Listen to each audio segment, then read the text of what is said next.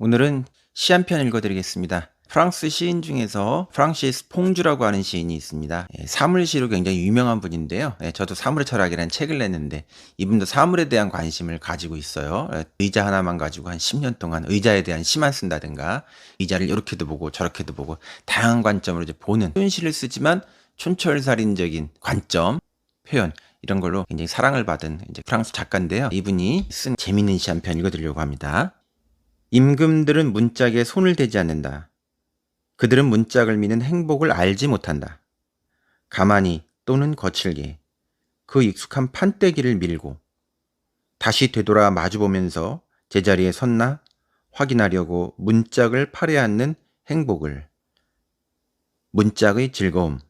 어려운 게 없는 아주 쉬운 시입니다. 이 시는 일단 행복에 대한 얘기를 하고 있어요. 우리가 누릴 수 있는 행복의 조건에 대해서 현대인들이 관심이 많은데 의외로 이 시인은 행복이라고 하는 건 굉장히 일상적이고 또 구체적인, 특히 이 몸이 가지고 있는 사물 세계와 실질적으로 우리가 만나는 실감 속에서 이 행복을 우리가 느낄 수 있다. 행복이라고 하는 건 실감이다.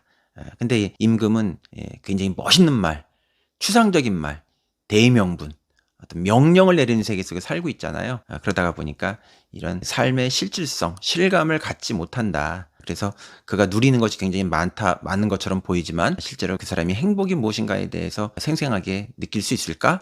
이제 이런 얘기를 하고 있는 시입니다. 두 번째로 보면 이 시는 임금에 대한 얘기를 하고 있습니다. 명백하게 임금에 대한 풍자가 있어요. 임금들이라고 얘기하는데 권력자라고 볼 수 있고 지배자들이라고도 볼 수 있죠.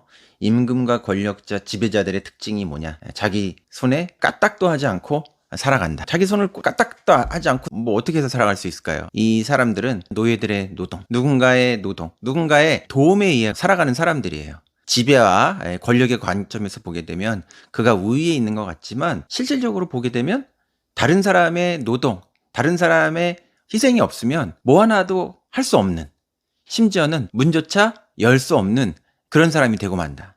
헤겔의 주인과 노예의 그 유명한 변증법이 있죠. 헤겔이 인간정신의 발전 단계를 얘기하면서 주인과 노예의 관계를 가지고 인간 정신의 상황을 묘사하는 너무 유명한 얘기이죠. 노예의 관계가 있는데 주인은 노예의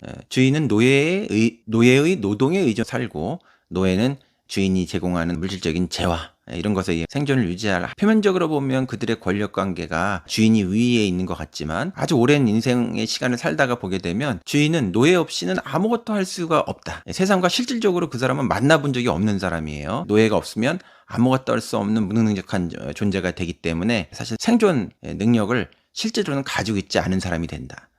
반면 노예는 권력 관계에서는 표면적으로 보면 주인에게 종속되어 있는 것처럼 보이지만 작은 일에서부터 큰 일까지 노예가 주인을 돌보는 관계가 됨으로써 노예 없이는 살 수 없는 주인을 만들므로써 실질적으로는 그 능력이 주인 위에 있는, 다시 말하면 주인과 노예의 관계가 역전되는 상황이 일어난다. 그래서 주인은 노예의 노예가 되고 노예는 주인의 주인이 되는 관계의 역전, 변증법으로 일어난다 하는 유명한 얘기가 있습니다. 그래서 과연 임금은, 지배자들은, 권력자들은 실제적인 삶의 능력을 가지고 있는 사람들인가?